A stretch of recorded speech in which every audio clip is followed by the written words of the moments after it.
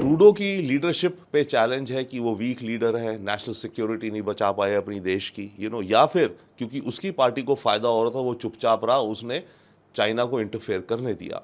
हमारी तो ये आशा है कि पाकिस्तान का हर सिटीजन यही बोले जो नवाज शरीफ ने कहा है। सिनवार का मारा जाना मेरे विचार से इजराइल भी एक कड़ी के रूप में देख रहा है ना। ये एक इंडिविजुअल लीडर मारा गया है, कोई और लीडर उभर के आ जाएगा, कोई नहीं भी आएगा तो देखिए ये जो हालात हुए हैं अभी गाजा में हो रहे हैं, हजारों आतंकी और पैदा हो रहे हैं होंगे। चाइना की तरफ से हमें कोई कोऑपरेशन एक्सपेक्ट करना अब मुझे लग रहा है कि थोड़ा मुश्किल होता जा रहा है। उसका कारण ये है, ट्रूडो ने जो भारत से अपने रिश्ते बिगाड़ने की सोची 18 सितंबर पिछले साल, जब उसने अपनी पार्लियामेंट में निज्जर केस में भारतीय सरकार को अक्यूज करा, वो कारण ये था कि ट्रूडो खुद अपने देश में स्कैंडल में फंस गया है।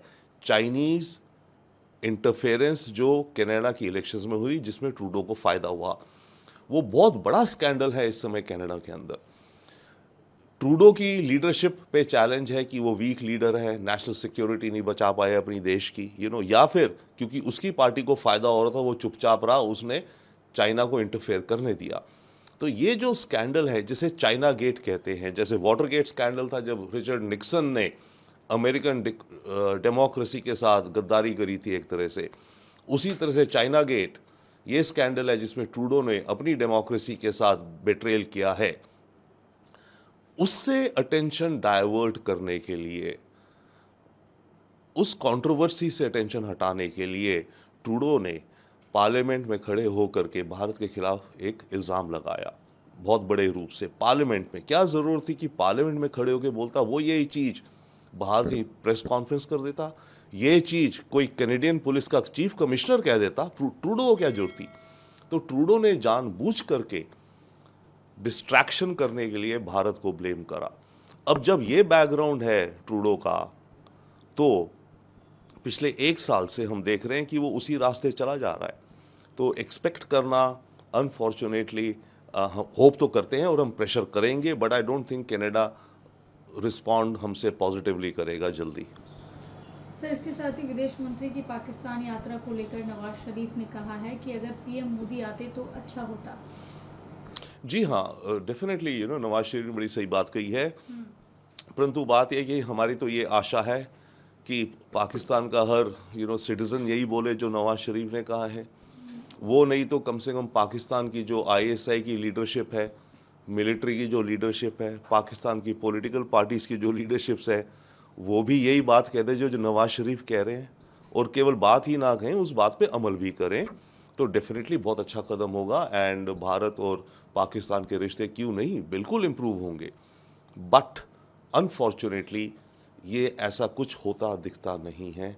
संभावनाओं में इसकी तो फिलहाल में तो 1%, 5% से ज़्यादा भी नहीं है। अनफॉर्चुनेट है, बट ये असलियत है। सर, हमास प्रमुख सिनवार की हत्या को लेकर इजराइल के विदेश मंत्री ने कहा है कि 7 अक्टूबर के नरसंहार और अत्याचारों के लिए जिम्मेदार सामूहिक हत्यारा यान्हा सिनवार को आज आईडीएफ सैनिकों ने मार गिराया। सर जी हाँ, सिनवार की जो हत्या करी गई है आईडीएफ द्वारा, डेफिनेटली अकम्पलिशमेंट है इजरायली आर्मी का, इजरायली टेक्नोलॉजी का, सबका।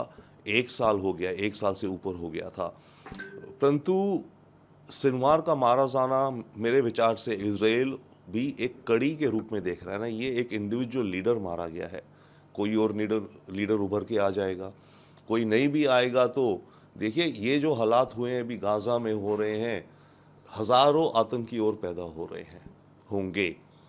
तो इजराइल का चैलेंज ये है कि सिनवार को एलिमिनेट करा, अब बाकी और हमस को भी एलिमिनेट कर ले, टॉप लीडरशिप को, बट गाजा में नॉर्मलसी कैसे लाए, वो एक बहुत बड़ी चुनौती और बहुत कॉम्प्लिकेटेड प्रश्न हो गया है इजराइल के लिए। अगर मानिए आज नेतन्याहू कह भी देते हैं चलिए हमारा ऑब्जेक्टिव अचीव्ड, हमने हमस का इंफ्रास्ट्रक्चर डिस्ट्रॉय कर दिया, उनका लीडर मार दिया जो मास्टरमाइंड था, और इनका सारा हमने वेपन्स डिस्ट्रॉय कर दिए, हम रोकते हैं, अब क्या होगा?